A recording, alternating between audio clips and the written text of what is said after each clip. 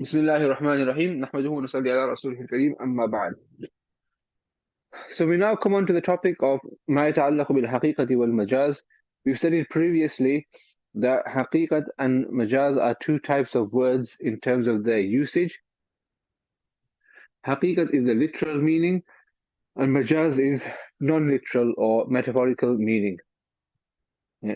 So now we just have a few rules in relation to حقيقة and majaz. Okay. So the first rule is ما دام أمكن العمل بالمعنى الحقيقي سقط المعنى المجازي لأنه مستعار والمستعار لا يزاحم الأصل. As long as it is possible to act upon the literal meaning, then any consideration for the majazi, the non-literal meaning, is waived. لأنه مستعار, because it is borrowed. Okay, the majazi meaning is borrowed from the literal meaning. How does this make sense? For example, we say Zaydun Asadun. Zayd is a lion. That means Zayd is brave because a lion is known to be a brave animal. So the word Asad belongs to lion. Okay, the word Asad is used for the animal lion. But what we're doing is we're using that word, or we're borrowing the word Asad in the meaning of brave. This is why using metaphorical meanings in Arabic is known as isti'ara. Okay, isti'ara, to borrow, because you're borrowing a word for a meaning other than its normal and regular meaning. So, the majazi ma'na, the non-literal meaning is musta'ar and borrowed, whereas the literal meaning is the asal. And we should always give preference to the asal and the real owner rather than the borrower. In other words, we should give preference to the haqiqat over the majaz. We should give preference to the haqiqat over the majaz, yeah? So, and you'll see many examples of this in fiqh, in advanced fiqh, and when you study comparative fiqh, that many a times, Imam Abu Hanifa rahmatullahi alayh will take a certain meaning of a word, and whereas somebody else might take a different meaning. And the reason behind it is that Imam Abu Hanifa rahmatullahi alayh prefers to, and all the ulama agree upon this, that it is preferred to use the haqiqi meaning where possible rather than the majazi. We only move away from the haqiqa if we have a good reason. Okay, because that's in all languages. Okay, when you use a word, if I say that I want to eat some cake and you bring me a biscuit, I'm gonna say I asked you for a cake, and cake, literally a cake is what we know it is. And you say no, I thought, but when you said cake, I thought you meant biscuit metaphorically. I want to say no. Why would I mean that? Okay, so you need whatever the word is made for. That's what it means. That's the literal meaning. So we only move away from the literal meaning if we have a good and a strong reason to do so. Otherwise, the literal meaning of the word should be preferred. Okay. Now over here, the author gives an example of this. كقوله تعالى ولكن يؤاخذكم بما عقدتم الأيمان. Before we go into the example, we need to understand that the fuqaha have mentioned three different types of yameen. Okay? The first yameen is al-yaminul mun'aqidah. For example, a person says, Wallahi, I will do this tomorrow. Or Wallahi, I will not speak to this person. Or Wallahi, I will not eat this thing. So these are all iman and oaths which are related to the future. So in this case, number one, it's wajib and necessary to uphold that yameen. You can't just go against it. And secondly, if a person does go against it, then they must pay kafara. Okay, so you have to pay the kafara, which is mentioned in the Quran. فكفارته إطعام عشرة مساكين من أوسط ما تطعمون أهليكم أو كسوتهم أو تحرير رقبة. So this is necessary. This is yaminul mun'aqidah. The second type of qasam and yameen is al-yaminul ghamus, where a person deliberately lies about something in the past. Okay? For example, he had a job to do, he didn't do it, and the next day he says, Wallahi, I did it, even though he didn't. Okay, so or he didn't do something, he did something, And he says, Wallahi, I didn't see anything, I didn't do anything. Okay, so he's lying about something in the past deliberately and using Allah's name. This is a major sin. Okay, and it's called ghamus, because ghamasa means to be completely immersed in something. It's because he's immersed in sin. It's like he's sinking in the sin. He's covered by sin completely. And the third type of yameen is yaminul laghu. Yaminul laghu is where a person takes an oath about something in the past, thinking it's true, but it turns out to be wrong. Okay? For example, it says, yeah, wallahi, he was there yesterday. Then he realizes he was mistaken. The person was there the day before. Yesterday he wasn't here, but he got confused. The speaker got confused. Okay? So this is yaminul laghu. So this is he won't be held to account for this because it's a mistake. Now, what are the ahkam of these? So in the ayah, Allah Ta'ala mentions two. Allah mentions the first and the third in the order that I mentioned. Allah Ta'ala says, لا يؤاخذكم الله باللغو في أيمانكم. Allah Ta'ala does not hold you to account for the laghu of your oaths. Therefore, if you take an oath mistakenly, you thought you were saying the truth, but it turns out you were wrong. You forgot, or you were confused, you were mistaken, then Allah won't hold you to account for that. ولكن يؤاخذكم بما عقدتم الأيمان. Allah does hold you to account in those ayman which you contract, which you could say intend, or which you close firmly. Okay? So the question is, ولكن يؤاخذكم بما عقدتم الأيمان. Which type of oath is this referring to? Imam Abu Hanifa rahmatullahi alayhi says that this is referring to al-yaminul mun'aqidah. Okay, and Imam Shafi'i rahmatullahi alayhi says this is referring to both al-yaminul mun'aqidah and al-yaminul ghamus. Therefore, in the Shafi'i mazhab, if somebody takes an oath of something in the future and doesn't do it, he must pay kafara. And similarly, if somebody deliberately lies using an oath or using Allah's name about something in the past, then there will also be a kafara. Okay? For example, he did do something, he said, Wallahi, I didn't do that. Imam Shafi'i says he has to give kafara. So in the Hanafi mazhab, kafara only applies to al-yamin al-mun'aqidah because this ayah has only mentioned aqadtum al-ayman, and the word aqadtum al-ayman clearly indicates that it's mun'aqidah. Okay? But Imam Shafi'i rahmatullahi alayhi says that no, al-yamin al-ghamus is also included. Why does Imam Shafi'i rahmatullahi alayhi say that al-yamin al-ghamus is included? Because he says that over here, the word aqadtum al-ayman, ta'aqid, is in the meaning of azam, okay, majazan. Azam means to make a firm intention. Okay? Ta'aqid, aqadtum al-ayman means to contract something. And azam means to make a firm intention. So Imam Hanif rahmatullahi says that aqadtum al-ayman is for when you make the agreement first. You contract and you close the qasam first, and then you go against it, then there is kafara. Imam Shafi'i rahmatullahi says that no, that's the haqiqat. We take the majaz here. And the majazi meaning of aqadtum al-ayman is bima azamtum al-ayman, when you deliberately intend oath which you don't fulfill. So therefore, in ghamus as well, the person deliberately intends to lie using Allah's name, and therefore that is also included here.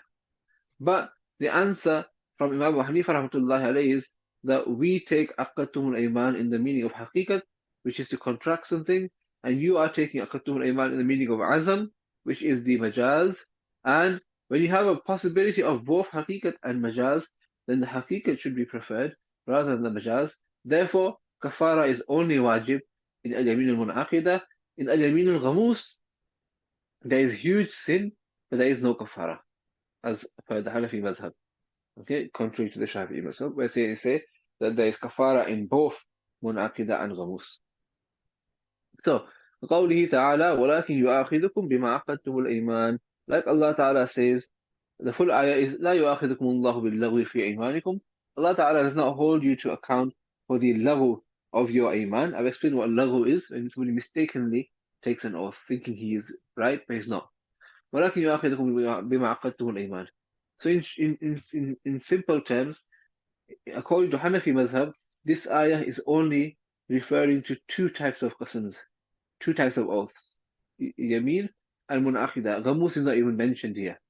Whereas in the Shafi'i madhab, this ayah is referring to all three. Laghu and Aqaltum al-Iman is telling us about both Ghamus and Munaqida. So the full ayah is لا يؤاخذكم الله باللغو في أيمانكم. Allah Ta'ala does not hold you to account for the laghu of your oaths. ولكن يؤاخذكم بما عقدتم الأيمان. However, He does hold you to account for those which you contract, okay, or which you do ta'qeed of. محمول على ما ينعقد. This is to be interpreted on those oaths which are contracted. وهو المنعقدة فقط. That is only the منعقدة one. لأنه حقيقة هذا اللفظ, because this is the reality and the literal meaning of this word. دون معنى العزم, not the meaning of intention. حتى يشمل الغموس والمنعقدة, in which case it would include both غموس and منعقدة جميعا altogether. لأنه مجاز, because the meaning of عزم and intention is مجاز. والمجاز لا يزاحم الحقيقة, and مجاز cannot contradict حقيقة. Okay. Oh, sorry, not I won't say contradict. Majaz cannot compete with or cannot match Haqiqa. Okay, could be the same as Haqiqa. Haqiqa is stronger, so we should take Haqiqa first. We only take Majaz if there's a reason to not take it, and we're going to talk about that in the next few slides, inshallah. فأنواع الحقيقة. There are some different types of Haqiqa now. الحقيقة على ثلاثة أنواع. Haqiqat are of three types. Okay. So now we're going on to the discussion of how do you know if you're supposed to take the haqiqat or majaz, right? If a word has possibility of both haqiqat and majaz, how do you know which one to take? So number one, sometimes the haqiqat is impossible. Okay, the haqiqat is impossible. For example, the example given in the kitab, if a person says, Wallahi, I won't eat from this pot. Okay, the pot is made from metal. It's impossible to eat it. Therefore, even though the literal meaning is he won't eat the actual pot, but majazan will say that he means, Wallahi, I won't eat the food that is in this pot. So therefore, we're taking the majaz because the haqiqat is impossible. Okay. Number two, sometimes the haqiqat is possible, but it's mahjura. What mahjura means is it's not used. No one uses that word in the haqiqi meaning. Okay, there are many words in the English language where, if you look in the dictionary, it means one thing, but or people, when they use that word, they mean something completely different. So nobody uses it in the literal meaning. Therefore, we know that if nobody uses this word in its literal meaning, then it must be in the metaphorical meaning. Okay. The example given in the kitab, the person says, Wallah, I will not put my foot in his house. I won't step foot in his house. The literal meaning of this is to enter that house barefooted, on foot. But what if he goes into the house on a bicycle? What if he goes into the house on a motorcycle? What if he goes into the house with somebody carrying him? What if he goes into the house with shoes on, with slippers on? Okay, so he's not stepped his foot into the house literally. But we know that commonly when a person says, I will not enter that person's house, then it doesn't mean to enter on foot and barefooted. In fact, any way of entering the house is included. Okay, so because people don't use it in the literal meaning is mahjur, it's left it's been discarded, and therefore we can move over to the majaz. Should we or not? We're going to talk about that later, inshallah. And the third type is musta'mala, where the haqiqat is used. So if the haqiqat is used commonly by people, then obviously we would give preference to the haqiqah. Okay, so remember haqiqatul muta'azzira, that haqiqah which is quite difficult or which is impossible. كمن حلف لا يأكل من هذه الشجرة, like if a person takes an oath that he will not eat from this tree. So literally that means to eat the actual tree, to eat the actual bark or the wood and the branches of the tree. أو من هذا القدر, or from this pot. So commonly pots are made from metal, so you can't eat a pot which is made from metal. So this is obviously very difficult or impossible. وحقيقة مهجورة. The second type is mahjura. كمن حلف لا يضع قدمه في دار فلان, like if a person takes an oath that he will not place his foot in the house of so and so. وحقيقة المستعملة, and the haqiqat which is in use. وأمثلة كثيرة, and the example of this are many. Any example, okay? If I see I'm going to the masjid. So the masjid, we all know what the masjid means. So it's haqiqah, okay? I'm going to eat some bread. So we all know what bread means. So مستعملة. في القسمين الأولين يصار إلى المجاز بالاتفاق. In the first two types, we should turn to majaz. And this is all agreed upon by the scholars. Okay? فيراد من الشجرة ثمرها أو ثمنها. I think this may be a printing error.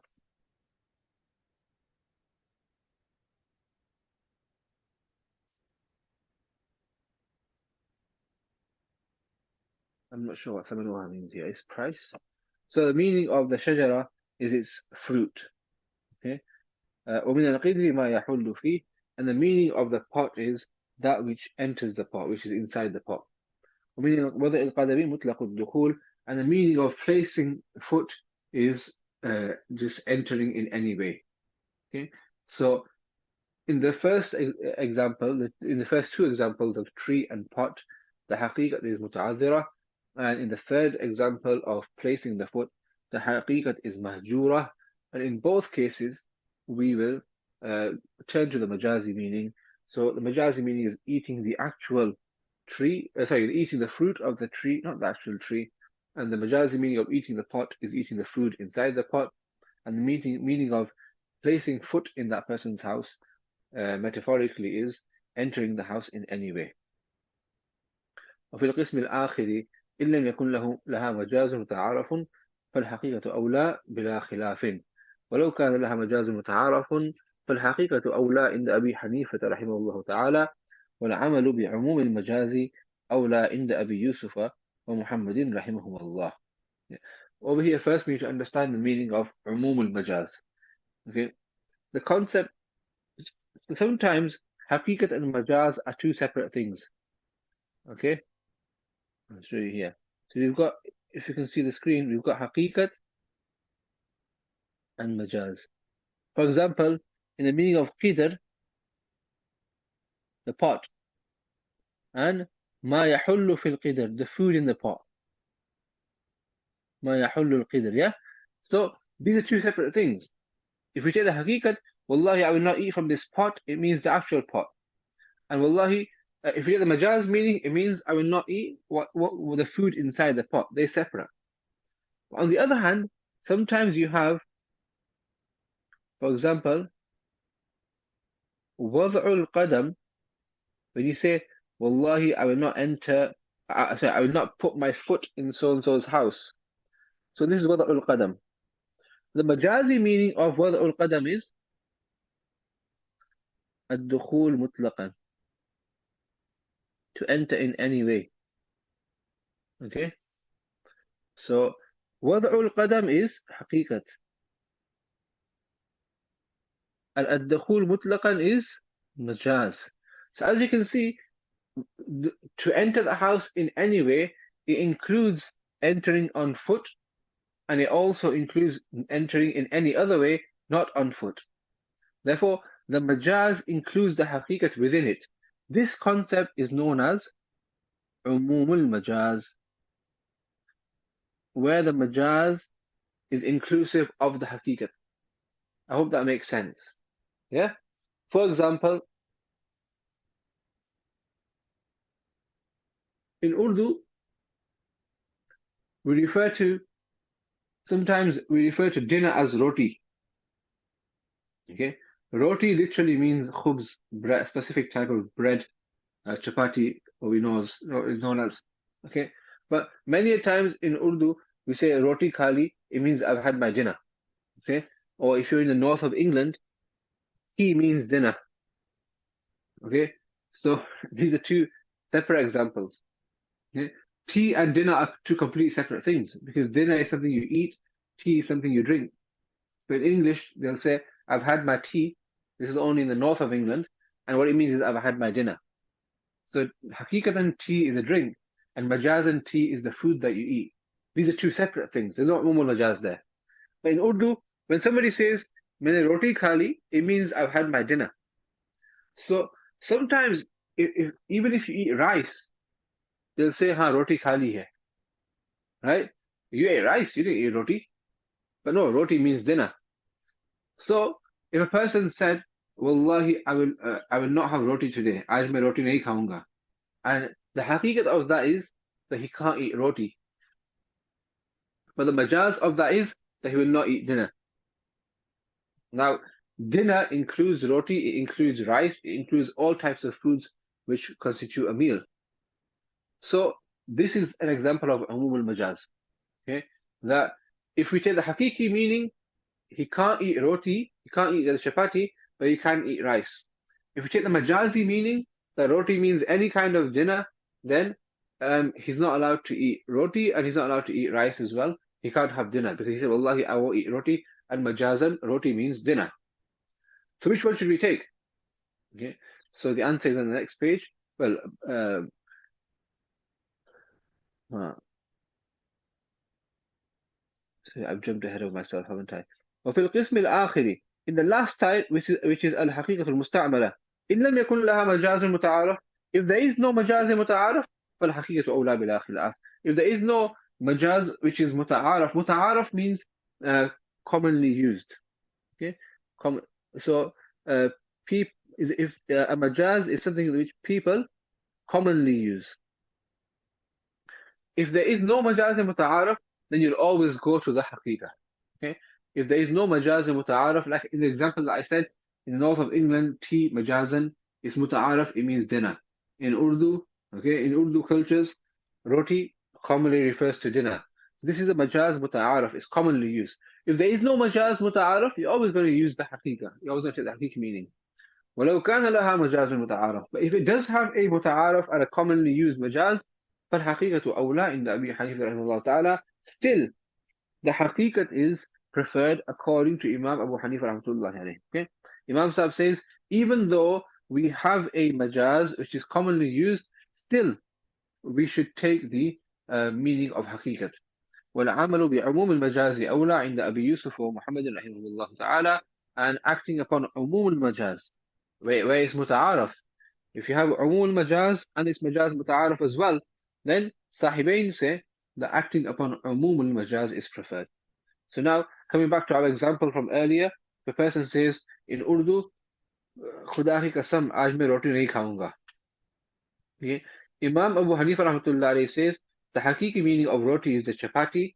So therefore, if he eats a rice dish, then his oath is not broken. He doesn't need to do kafara.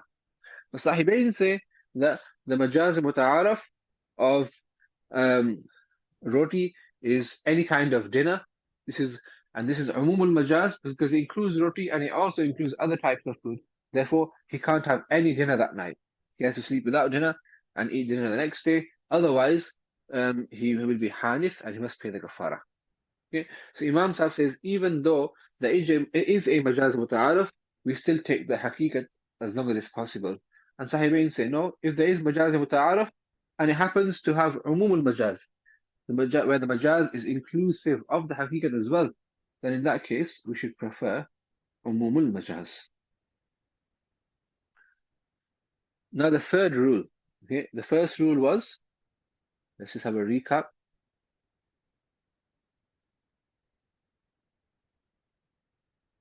As long as you can act upon the haqiqah, then the majazi meaning should be left. The second rule was that if the haqiqah is mahjur or is muta'adhir, then we will turn to majaz. If the haqiqat is musta'mala, then Imam Sahib says, take the haqiqat in every case. Sahibain say, where there is a majaz muta'araf, and it happens to be umum al-majaz as well, then we can take the majazi meaning. Now the third point.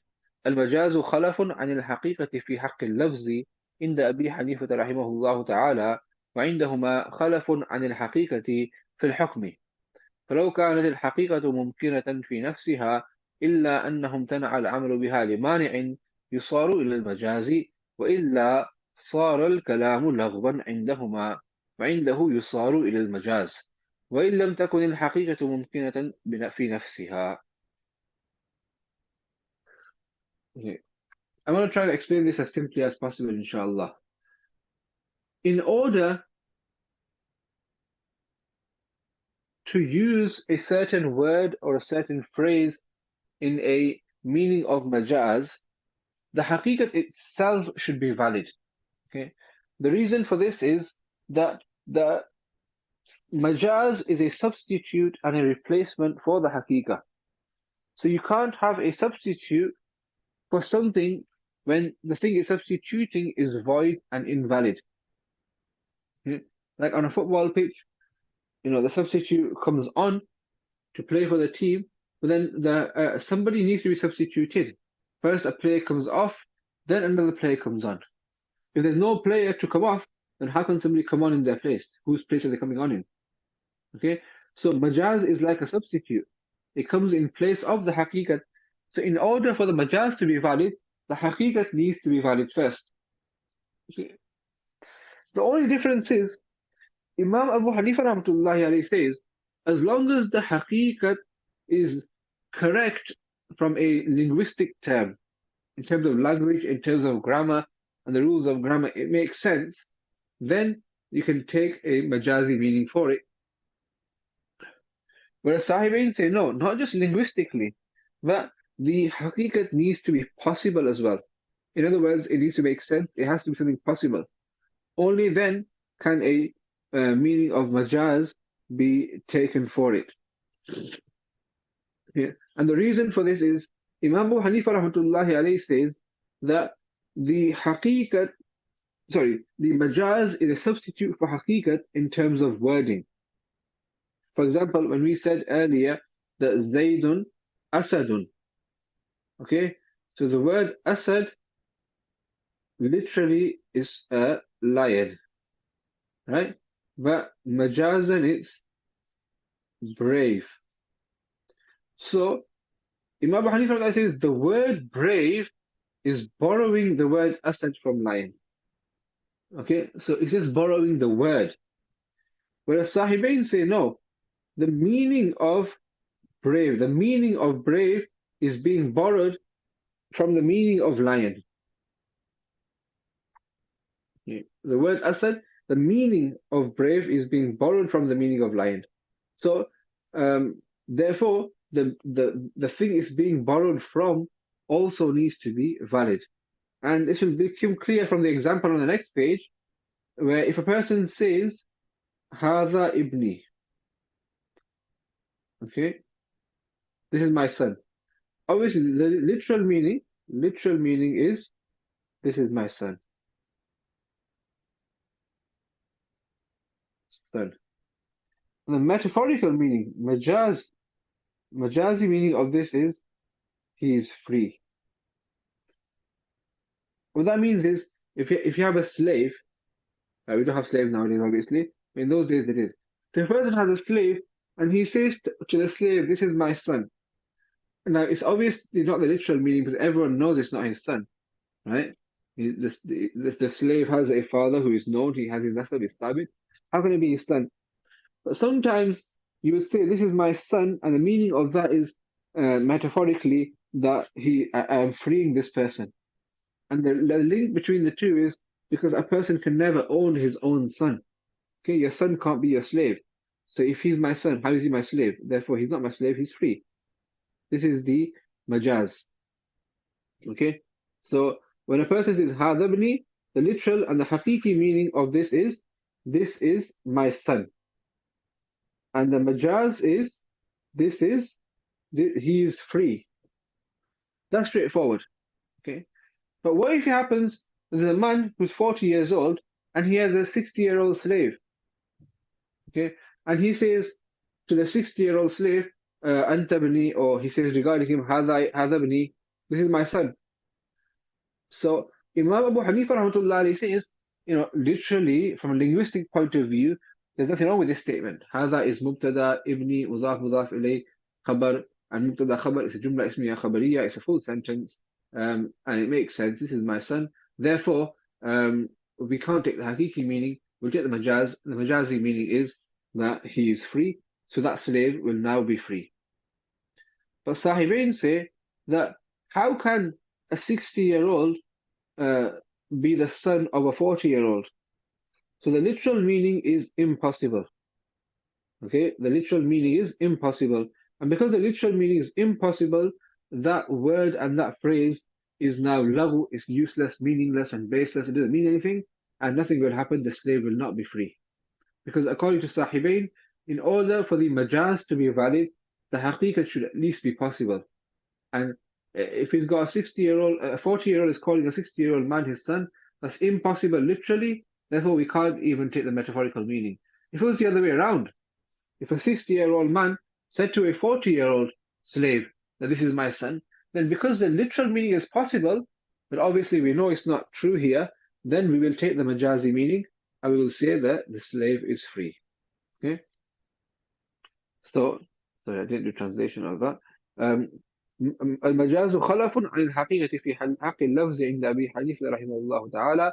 The majaz is a substitute for the haqiqat in terms of wording, according to Imam Abu Hanifa رحمة الله عليه. وعندهما خلف عن الحقيقة في حق الحكم.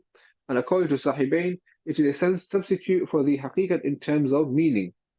فلو كانت الحقيقة ممكنة في نفسها, so as long as the haqiqat is possible within itself, إلا أنه امتنع العمل بها لمانع, except that acting upon it was prevented due to some impediment, يصار إلى المجاز, then we will turn to majaz. وإلا صار الكلام لغوا عندهما, otherwise the kalam will be null and void and meaningless. This is according to Sahibain. Sahibain say, yeah? وعنده يصار إلى المجاز. Imam Abu Hanifa rahmatullahi alayhi says that we will turn to majaz in every case. وإن لم تكن الحقيقة ممكنة في نفسها, even if the haqiqat is not possible within itself. And the example of this, مثاله إذا قال المولى لعبده وهو أكبر سنا منه هذا ابني. The example of this is when the master says to his slave who is older than him, meaning the slave is older than the master, that هذا ابني, this is my son. لا يصار إلى المجاز عندهما.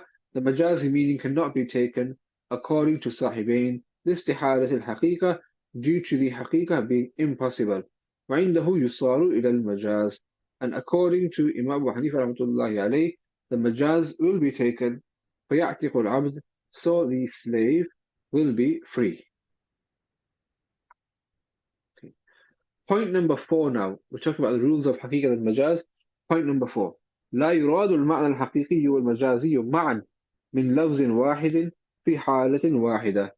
قوله تعالى أو لامستم النساء, لما أريد من الملامسة المعنى المجازي وهو الجماع, سقط إرادة المعنى الحقيقي وهو المس باليد. The fourth rule about haqiqat and majaz is that when you have a word which has a potential metaphorical meaning, obviously every word has a literal meaning, and this word also has a metaphorical meaning, then we have to choose one or the other. Okay? We either choose the haqiqat or we choose the majaz. We can't mean both. Okay? Coming back to the example that I mentioned, okay, in Lancashire, somebody says, bring me some tea. Where's my tea? Right? So literally the tea is the drink, the hot drink that we have, and metaphorically is dinner. But it means one or the other. It can't mean both. They can't expect both. Okay. Um, so uh, Imam Abu Hanifa rahmatullahi alayhi is saying that whenever a word is used, and it could be literal or metaphorical, it has to mean one or the other. It can't mean both at the same time. Okay. Uh, so لا يراد المعنى الحقيقي والمجازي معا من لفظ واحد في حالة واحدة. The literal and majazi meaning both cannot be intended together from one word in one setting, one condition, or one situation. Okay, in one case. قوله تعالى, like Allah Ta'ala says, أو لامستم النساء, or you literally touch women, or metaphorically you have intercourse with women. Okay.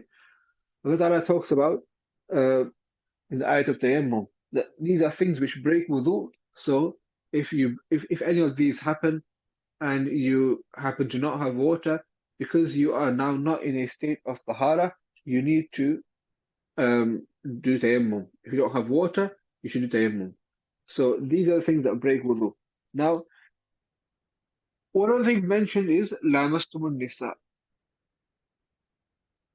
The literal meaning of lamastumun nisa is to touch. This is why Imam Shafi'i rahmatullahi alayhi says that if a man touches a woman, with some exceptions, then the wudu is broken. He has to do wudu again. Because the literal meaning of lamastum is to touch. Imam Abu Hanifa rahmatullahi alayhi says that no, lamastum over here means intercourse, jima'. Therefore, if you have intercourse with a woman, then you need to have uh, ghusl, and if you don't have water, you can do tayammum. Otherwise, just touching is not meant here. Now, in the Shafi'i madhab, they also say that if you have intercourse, you can do tayammum. If you have intercourse and you don't have wudu for ghusl, or you're unable to use wudu for ghusl, then you can do tayammum. So in the Shafi'i madhab, they take both literal and metaphorical meaning, whereas we say you have to choose one or the other. Okay, and therefore we chose the majaz and we left the haqiqat here due to certain qara'in and certain indications. Okay, so لما أريد من الملامسة المعنى المجازي, since the meaning of mulamasa is the metaphorical meaning, وهو الجماع, which is جماع, سقط إرادة المعنى الحقيقي, so the literal intention of the literal meaning has been dropped, وهو المس باليد, which is touching with the hand.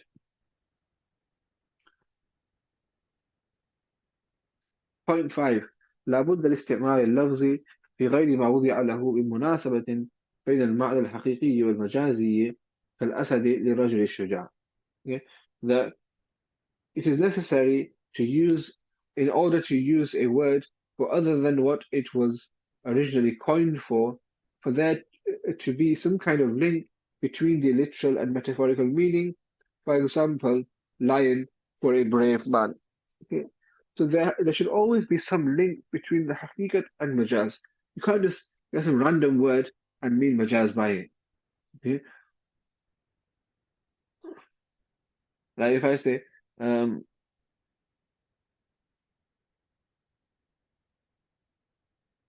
I want to eat a cake, and then you say, what do you mean by cake? I say, sorry, no, I want to eat a car. What do you mean by car? I mean cake. Well, what's the link between the two? What's the similarity between car and cake? There's no link between them. So how can you use a metaphor which has no link with the original meaning? There has to be some kind of munasaba. Okay, and in more detailed books of fiqh, they mention about 25 or 26 different ways of munasaba between haqiqat and majaz, but that's not some part of our discussion here. It's mentioned in the Hashia of Nur al-Anwar. So there always must be some kind of link between haqiqat and majaz. You can't just randomly use a word for a different meaning. You can't just make it up as you wish.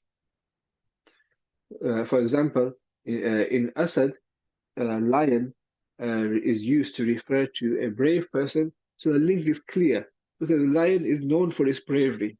So because of that, when you call a human a lion, it means he is brave. والاتصال في أحكام الشرع بين المعنى الحقيقي والمجازي على نوعين. الأول الاتصال بين العلة والحكم كالاتصال بين الشراء والملك، والثاني الاتصال بين السبب والحكم كالاتصال بين ملك الرقبة وملك المتعة.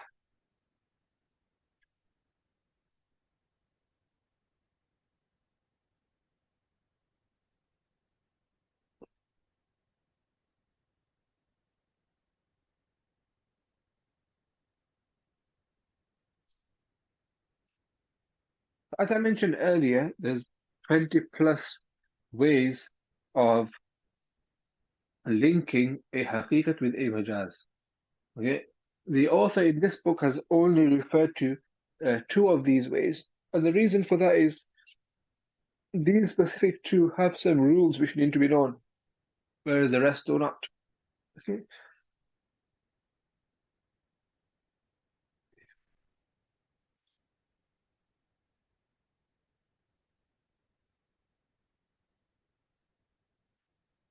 so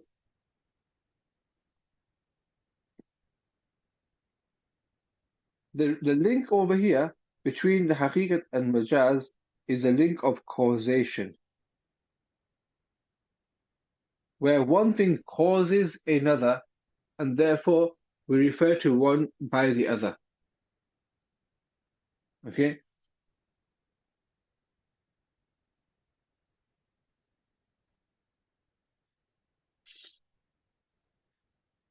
for example,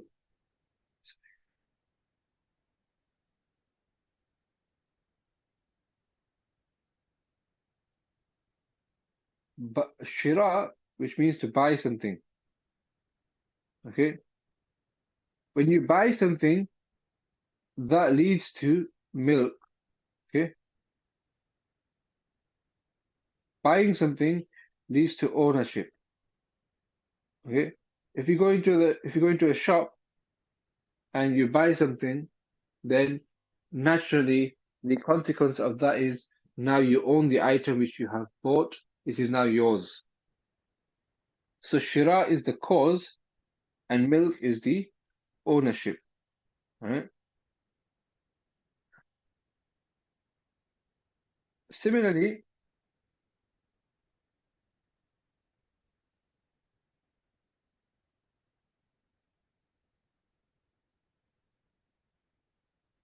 milkur raqaba, owning a slave. Okay,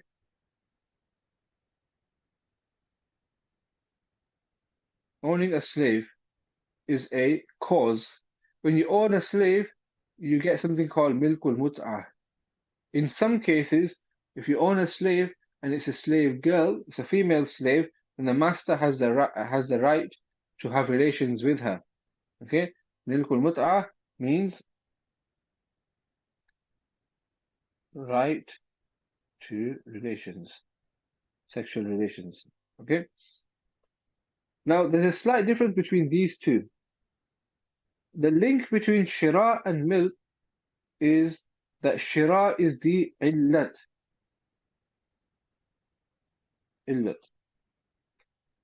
Whereas the link between milkul raqaba is that milkul raqaba is the sabab. Now you may be thinking, what's the difference between the two? Okay, sabab, sorry, illat is direct cause. Direct cause. Okay, and the sign of that is that whenever the illat is there, the resulting hukam must always be there because there's nothing in between. And sabab is an indirect cause. Okay, sabab is indirect cause, and it's not necessary that just because the sabab is there, the illat must be there. Okay, the example we give of this sometimes is like falling off a building. It's not a very pleasant example. We say this man fell off this building and he died. Now, is falling off a building a sabab for death or an illat? So obviously we'll say it's a sabab. Because is it necessary that everybody who falls off a building dies? Sometimes somebody falls off a building and they survive, okay, because the building wasn't so high. Or miraculously, they get a soft landing and they don't die. So therefore, falling off a building is a sabab. not a illat for death. Number one, it's not a direct cause, because when the person falls off the building, the impact causes some brain damage or some other, vital organs to be damaged, and that's what causes the death.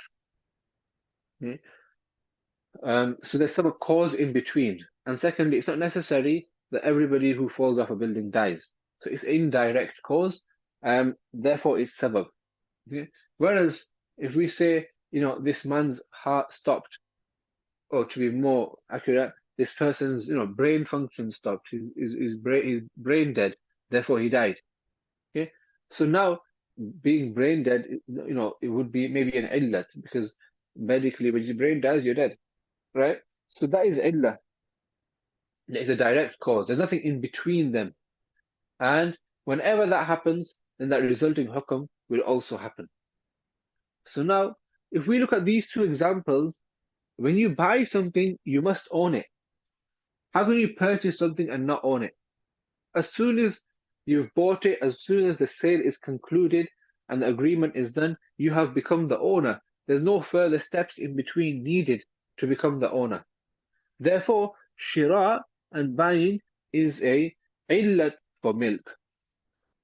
But when it comes to owning a slave, then having the right to intercourse is not a guaranteed right.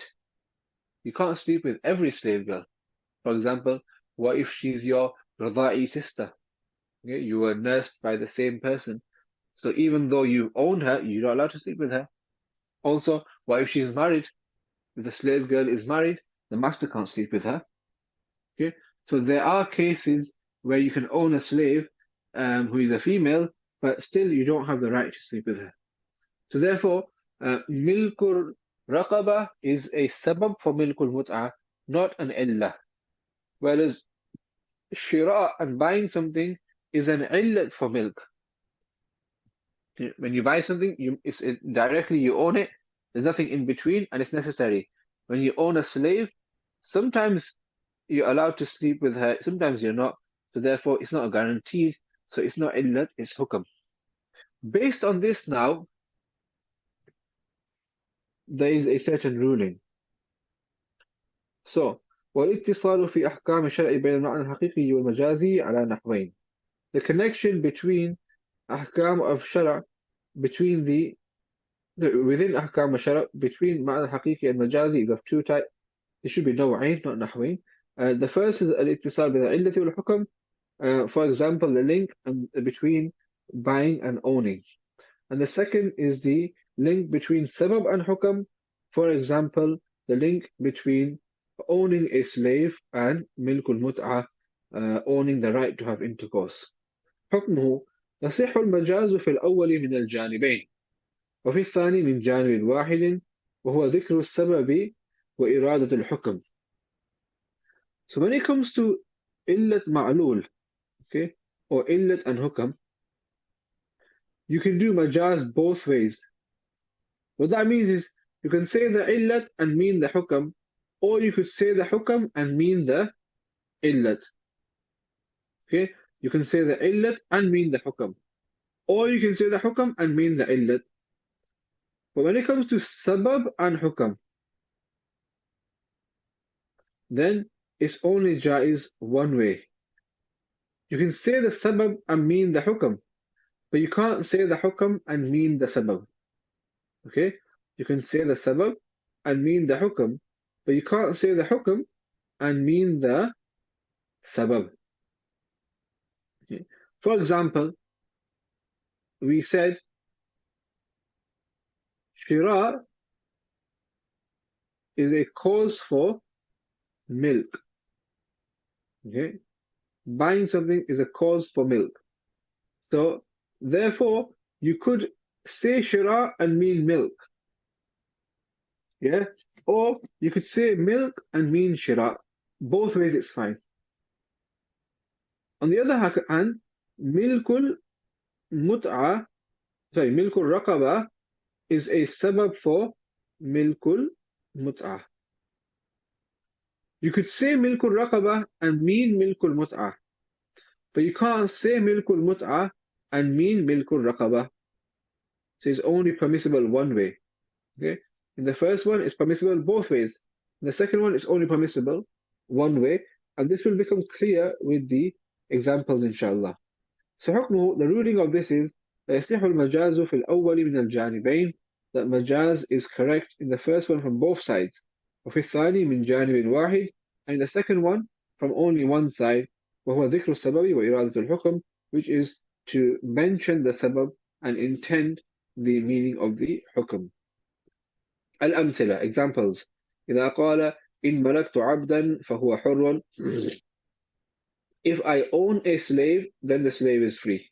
Okay? A person took this oath, or he said this statement, that if I own a slave, then the slave will be free. وأراد من الملك اشتراءه. By ownership, he meant buying. He meant if I buy a slave. Then يصح, this is correct. ولو قال إن اشتريت عبدا فهو حر. If he said, if I purchase a slave, then he is free. وأراد من الشراء الملك, and he intends from buying ownership, يصح أيضا. This is also correct. Okay? You might think, what's the difference? But there is a slight difference mentioned in Usool al-Shashi, where if he purchased half and then another half, so he's purchased the whole slave, but he hasn't owned the whole slave, because he only owned half a slave at a time. So at that time, it'll make a difference. Okay? We don't need to go into the detail of that. The only thing we need to know right now is you can say milk and mean shira, or you could say shira and mean milk, because milk ownership is the illat for, shira and buying something is the illat for milk and ownership. So the majaz works both ways. You can say either one and mean the other. On the other hand, ولو قال لامرأته حررتك ونوابه الطلاق يصح. If a person says to his wife, I have freed you, and he intends by talaq, this is correct. Why? Because حررتك is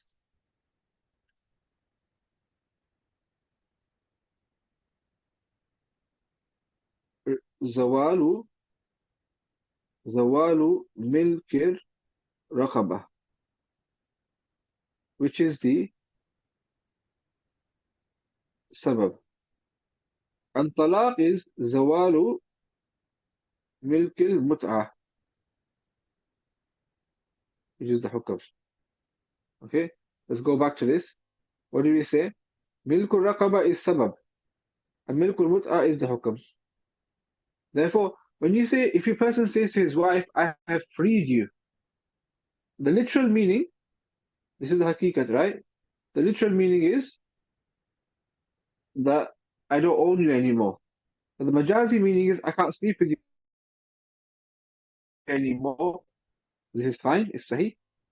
Because just as milk raqaba is a sabab for milkul mut'ah, therefore removal and zawal of milkul raqaba is a sabab for removal and zawal of milkul mut'ah, and you're allowed to say the sabab and mean the hukam. There's no harm. ولو قال لأمته طلقتك ونوابه التحرير لا يصح. If a person says to his slave girl, I have divorced you, and he intends freedom, this is not correct. Why? Because in طلقتك there is زوال ملك المتعة, and in tahrir there is زوال ملك الرقبة. So now زوال ملك المتعة is the hukam, and زوال ملك الرقبة is the sabab. And you can't say the hukam and mean the sabab. You can say the sabab and mean the hukam, but you can't say the hukam and mean the sabab. Therefore, if he says to his wife, you are free, and he means talaq, she will get talaq. But if he says to his slave girl, you are divorced, and he means she is free, she will not be free, because it's not permissible to say the hukam and mean the sabab. It is permissible to say the sabab and mean the hukam. Okay, so in summary, because milk raqaba is a sabab, is an indirect cause for milkul mut'ah, isti'ara only works in one direction, which is from sabab to hukam, not the other way around. But because in shira and milk, buying something is a direct cause for ownership, therefore isti'ara is valid both ways. You can say shira and mean milk. You can also say milk and mean shira because that is illat. Okay, in illat ma'lul, it works both ways. In sabab musabbab, it only works one way.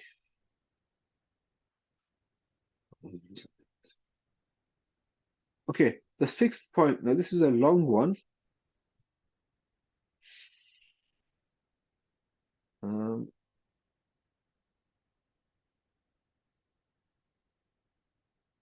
we'll complete it, inshallah. ما يترك به المعنى الحقيقي لخمسة أنواع. This part is quite simple now. We'll just finish it off. Those things due to which the haqiqi ma'na and the haqiqi meaning is left are of five types. Okay, we've mentioned before that the haqiqi meaning is preferred, and in order to move to the majazi meaning, you need to have some reason. You need to have a good reason to go from haqiqat to majaz. Okay, you always need to have a good reason to go from haqiqat to majaz. So the author gives us five reasons why we'll leave the haqiqat and take the majazi meaning instead. The first one is dalalatul urf. Okay? Urf means common usage, common understanding. Sometimes, if you look at the dictionary, a word means a certain thing. But in urf, everywhere it's used for something else. Okay?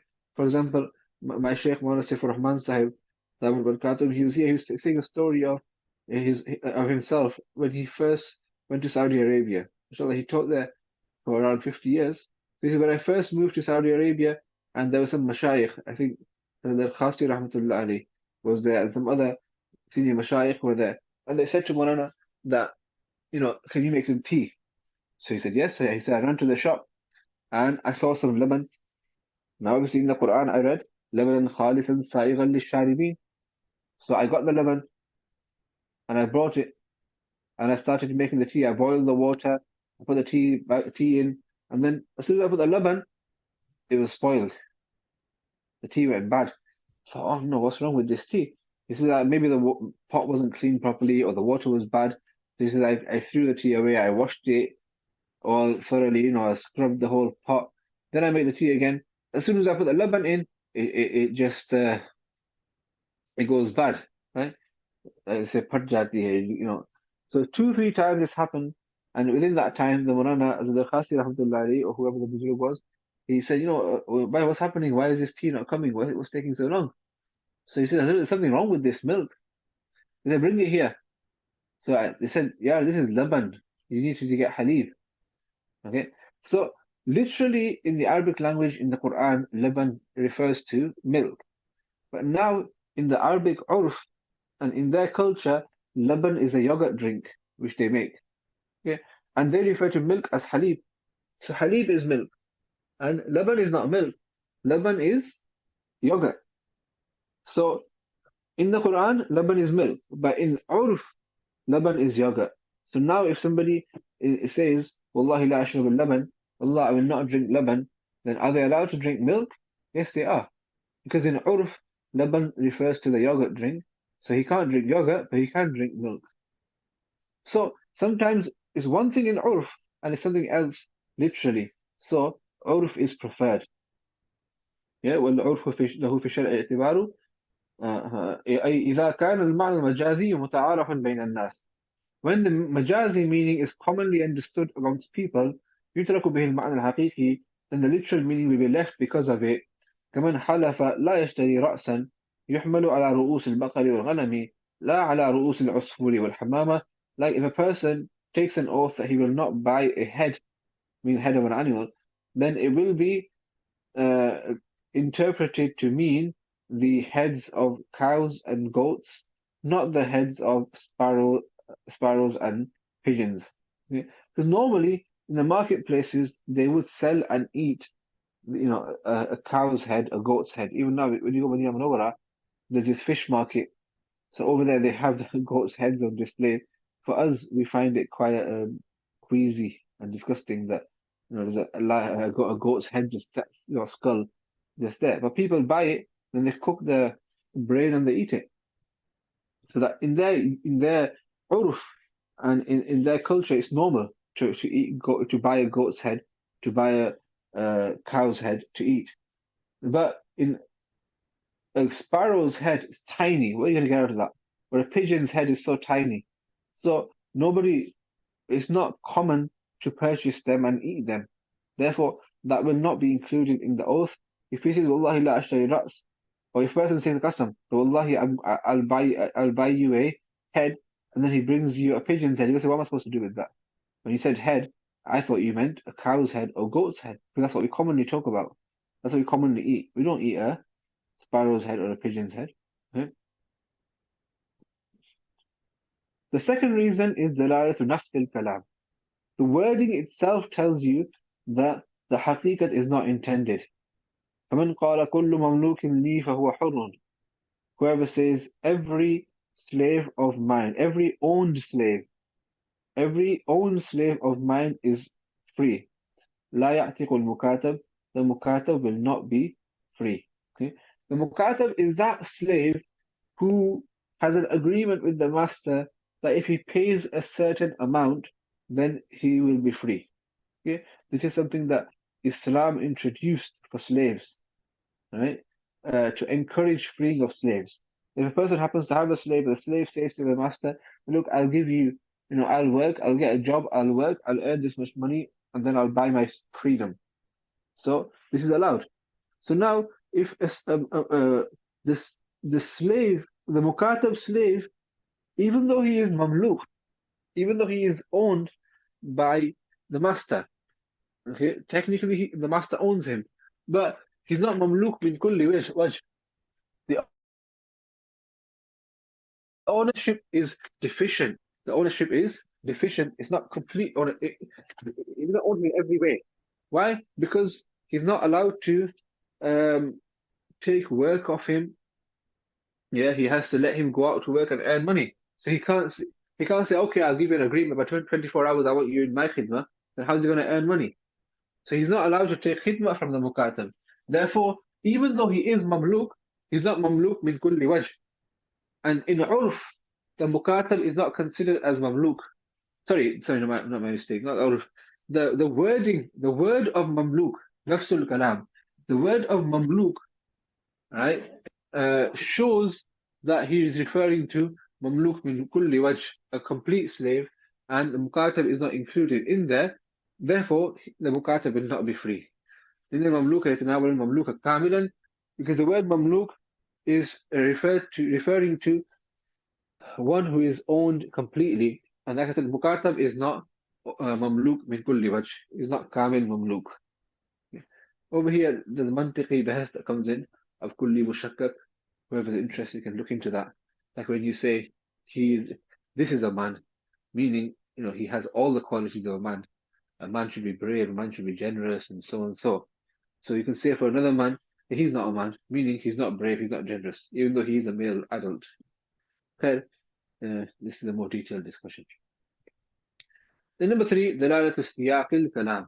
Siyaq al-kalam means what's before or after. So context.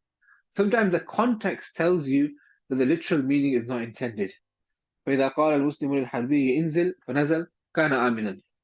Okay, when you're in war, if you're in battle, and the Muslim soldier has his weapons, and the non-Muslim soldier or the enemy soldier is also riding on an animal, and the Muslim soldier says, "Get down." So the enemy soldier gets down. So by getting down, what happens? This is by obeying the command, he has now come into security. Now it is no longer permissible to attack and kill him. If you're going to fight him, why did you ask him to come down? He's done what you've asked him to.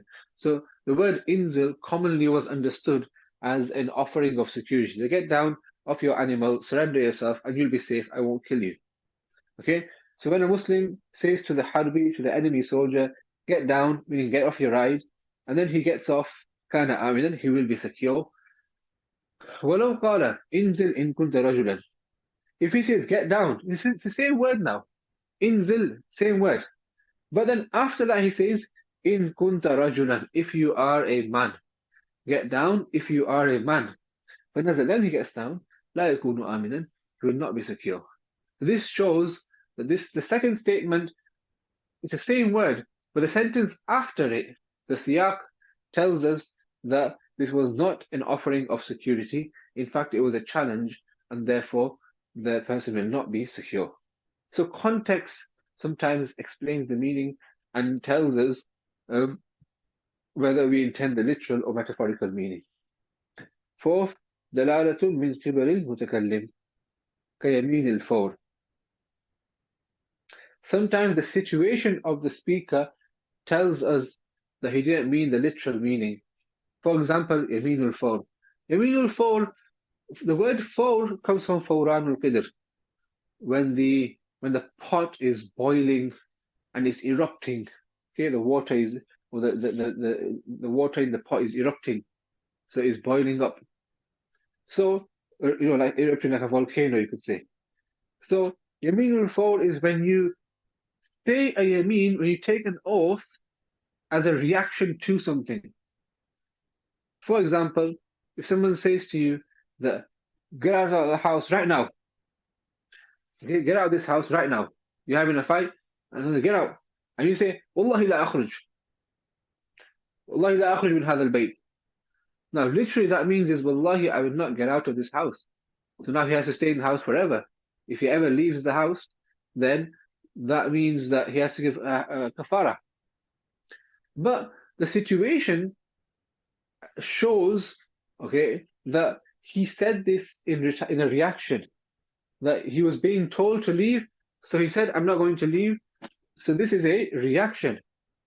So therefore, he doesn't mean I will never leave this house. What he meant is, I won't be leaving this house right now. So as long as he doesn't leave the house at that time, and he leaves later, his yameen is not broken. This is called al-yamin al-fawr. Okay, where a yameen is in a reaction to a certain situation. Therefore, it's limited to that situation. It's not for all situations. Okay, that is called yamin al-fawr. Like somebody says to you, "Come eat breakfast with me," and you say, "Wallahi la ataghadda, I'm not going to eat with you." Say, "I'm not going to eat." So even though you already said, "I'm not going to eat," it's referring to that specific meal.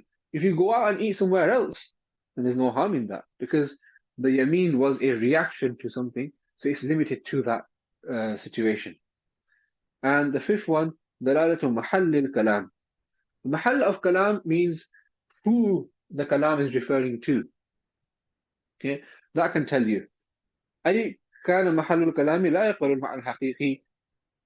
For example, the mahal of the kalam, the subject of the statement does not have the potential to accept the hakiki meaning. كنكاح الحرة بلفظ البيع والهبة والصدقة والتمليك. Like if a person marries a free woman with the words of bay and hiba and sadaqah and tamlik. Okay, sometimes a lady can say to a man, "I've sold myself to you.